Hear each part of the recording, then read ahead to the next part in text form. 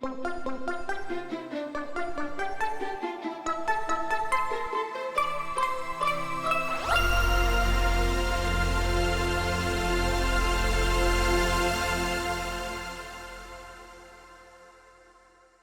a lot. And this would have been a much richer talk to put together after this meeting, given all of the really interesting findings that have been presented around infant diagnosis. But I'm going to give you a very brief global overview of the status of early screening of infants with HIV exposure, as well as a little bit of history and some opinion.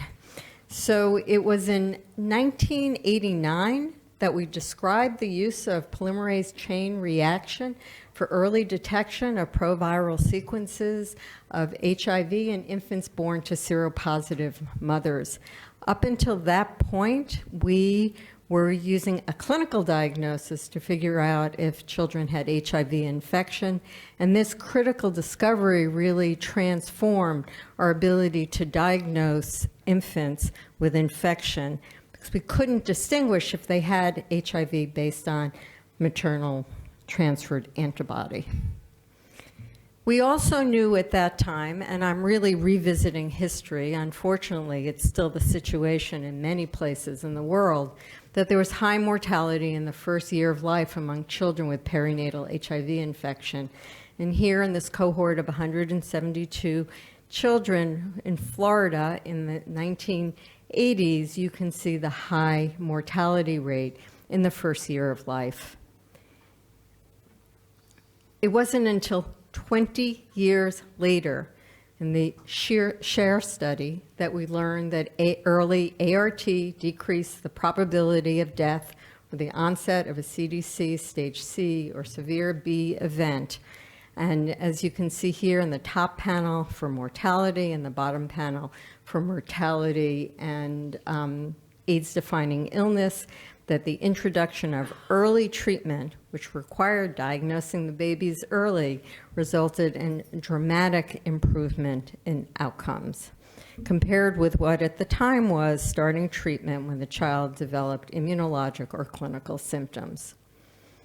We would also go on to learn that there was a higher risk of mortality among babies of mothers with HIV compared to babies of mothers testing HIV negative. And in this study from Zimbabwe, we saw child mortality according to maternal and infant HIV status, and HIV-exposed uninfected infants had twice the mortality rate of babies born to mothers who are HIV negative. This was in the era before universal ART. So testing of infants for and with HIV exposure, well, the first and foremost thing is to determine HIV exposure status, and that remains probably the biggest issue universally, is finding out that that baby is at risk. For infants with known HIV exposure, virologic testing with what we're now calling a nucleic acid test, or NAT, at birth or within the first weeks of life, will diagnose HIV infection, so you can initiate early ART, and if early enough, you'd likely limit reservoir development.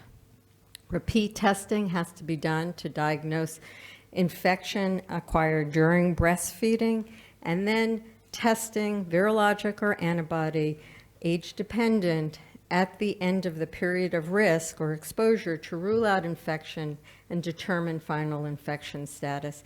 And there are very, very little data on that, and that's probably the most incomplete step along the infant diagnosis cascade. Virologic testing is a critical component of prevention of vertical transmission services, as well as the package of care for HIV-exposed infants, and those are not necessarily one and the same, and in many places are different service delivery models. So very simply in my brain, I think of three critical components of infants' testing programs. You need laboratory infrastructure and systems, and I'm not going to focus much on that. I'm assuming we'll hear a little bit from Nadia about that. Effective integrated systems of care for mothers and babies, and good recommendations and guidance. So over 1.2 million babies, our newborns, are exposed to HIV each year. And we already went through these numbers yesterday, right? 82% of pregnant women with HIV received ART in 2022. And you can see very clearly that that is a stagnant percentage. That for the last decade, we don't seem to be able to have gotten that additional 20%, probably because of access to care issues. And 130,000 new pediatric infections, which admittedly is the lowest number we've seen. So it's still 30 years into this, 35 years into it, is an astoundingly high number. We also briefly reviewed the percentage of exposed infants tested for HIV by 2 months of age. 2 months of age being a critical cutoff of sorts because you want to find those babies with infection early, with 68% of exposed infants in low and middle income countries having an early test. Now we can see in Southern and Eastern Africa in blue, those numbers creeping up, perhaps too slowly, but moving in the right direction. But in Western and Central Africa, only 1 in 4 exposed babies is getting an early test. So I went searching to see whether I could find some good data on early infant diagnosis, and you can find reports from programs and studies, but it's pretty tough to find anything. What I have put up are PEPFAR data, and PEPFAR posts a lot of their data from their PEPFAR programs on their dashboard, and it's really, it's all aggregate data, but quite revealing. And let's see, the pink is early infant diagnosis, 2-month testing coverage, and well, that's purple. Let's call that one orange. And the orange is early diagnosis, 12-month testing coverage. And I'll just take a minute to walk through what you're seeing. So this is quarterly data. The bars represent the number of infants less than 2 months of age who received an infant diagnostic test in all PEPFAR-supported programs, CDC, USAID, Department of Defense. The little line at the top is the target, which they use the number of pregnant women who delivered, I believe, as the target for number of babies who should be tested, and the circles are the coverage. So of the babies estimated to be tested, what proportion were tested. So you can see in 2023, quarter 2, there were 166,000 babies who were expected to be tested. 143,000 were tested, giving you about 86-87% coverage.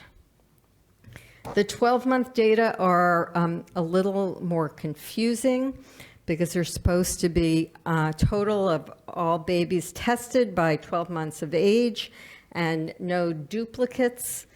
So they add babies tested by 2 months to babies tested between 2 and 12 months, and they're having coverage of over 200%. So I can only assume that these are repeated tests per baby. So we're not going to pay much attention to this.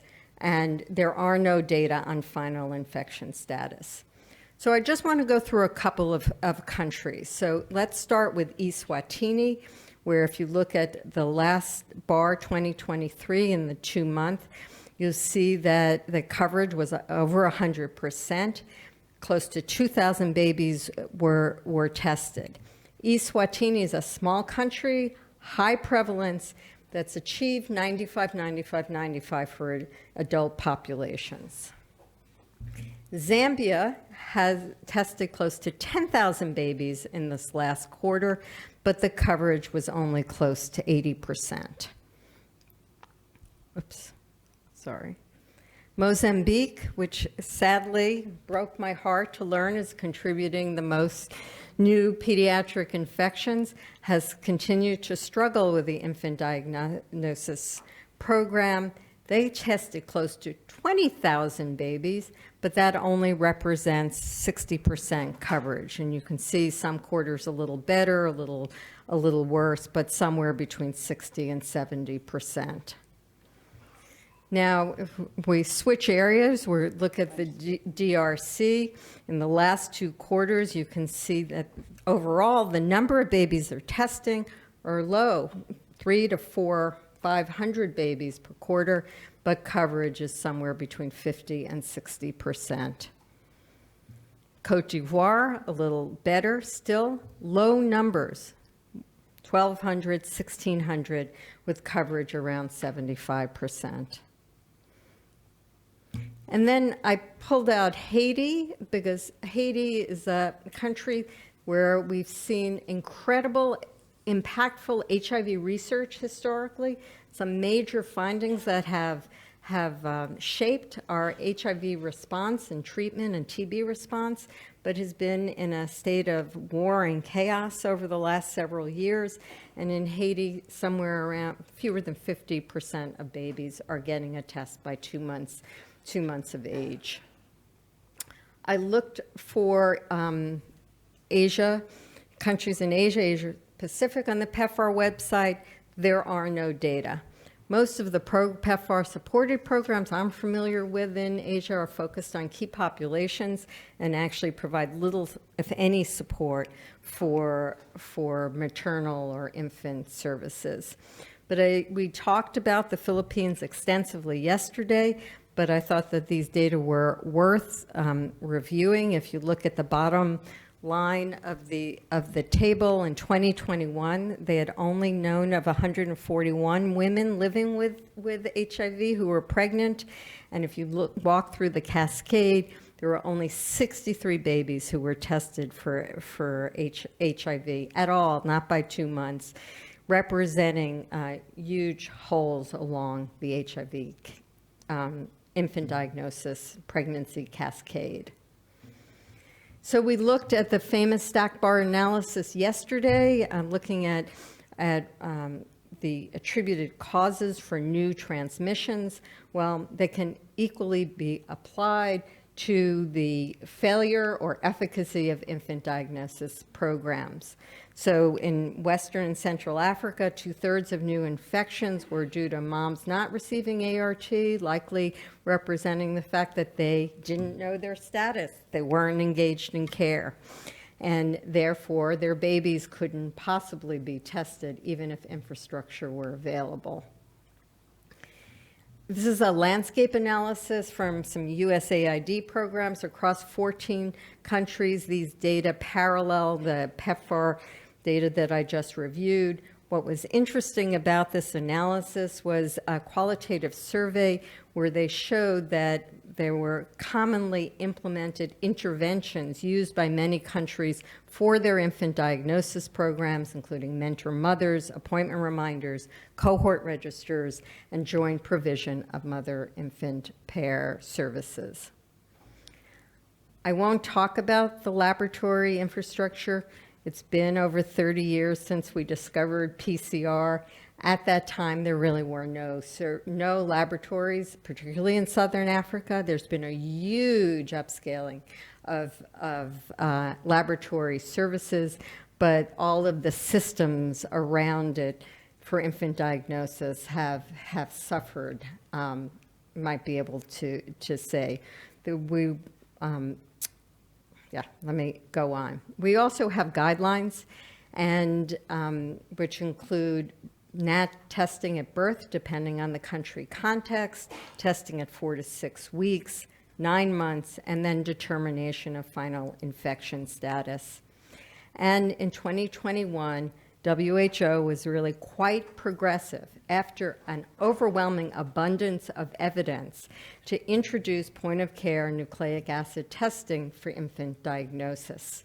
And I don't have time to go into the evidence. Mo Archery is giving a plenary, I think on Tuesday, where he reviews all of the fantastic advantages of point-of-care testing. decreasing turnaround time, ART initiation, and resulting in improved outcomes for babies with HIV infection, but we haven't seen a scale-up of POC that it merits. We can be hopeful now that we're beyond COVID that we will see the scale-up and more babies being diagnosed more earlier. So as we work to get every baby tested early to determine their infection status, we also have to think ahead of the evolving complexities of infant diagnosis. And I was putting this together and came across a paper by Mazarani and Sherman, and Gail Sherman is one of the great leaders in infant diagnosis and is always way ahead of everybody else. We already in this last session started to have a discussion around some of the complexities around infant diagnosis, but basically with more ARV exposure through moms, through approaches to postnatal prophylaxis, we can expect to see a higher rate of false negatives in our early testing. Similarly, with the increased efficacy of prevention programs and decreased transmission rates, we can assume the positive predictive value of EID assays will decline and the proportion of false positives will increase. So we have to be on the lookout for that.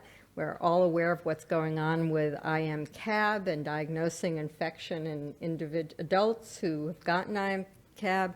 So as we work to get every baby tested, we have to be thinking into the future about being sure of our results. Thank you.